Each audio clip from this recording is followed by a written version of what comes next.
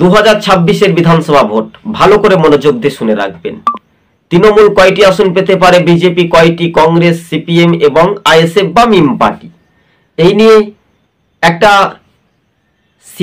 সীমান্ত পার্শ্ববর্তী জেলা রাজ্য, এই নিয়ে আপনাদের সঙ্গে মুর্শিদাবাদে 22টি বিধানসভা আসন। দেখুন, খুব জোর হলে তৃণমূল 8-এর ঘরে কি থমকে যাবে? কংগ্রেস তারা কিন্তু অর্থাৎ 14 থেকে 15-র ঘরে কি পাবে, এই নিয়ে উঠছে প্রশ্ন। তো এই নিয়ে যখন কংগ্রেস 12 থেকে 14 ঘরে সামথিং, তৃণমূল খুব জোর হলে 4 থেকে 5, বিজেপি 2টি আসনে এগিয়ে থাকার সম্ভাবনা বেশি। কিন্তু হ্যাঁ দর্শক বন্ধুগণ, মুর্শিদাবাদের সংখ্যালঘু যারা ভোটার রয়েছে তারা অনেকটাই বুদ্ধিমান হয়েছেন। তৃণমূলের ভোট ব্যাংক কিন্তু কমতে পারে, যেহেতু এই নিয়ে উঠেছে নানান প্রশ্ন।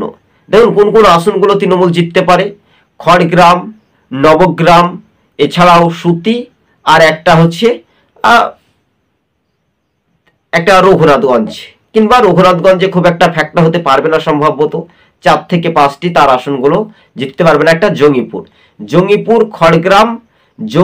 খড়গ্রাম, নবগ্রাম, এছাড়াও সুতি, এই 4টি আসন অর্থাৎ তৃণমূলের দখলে যাওয়ার চান্স রয়েছে সম্ভবত।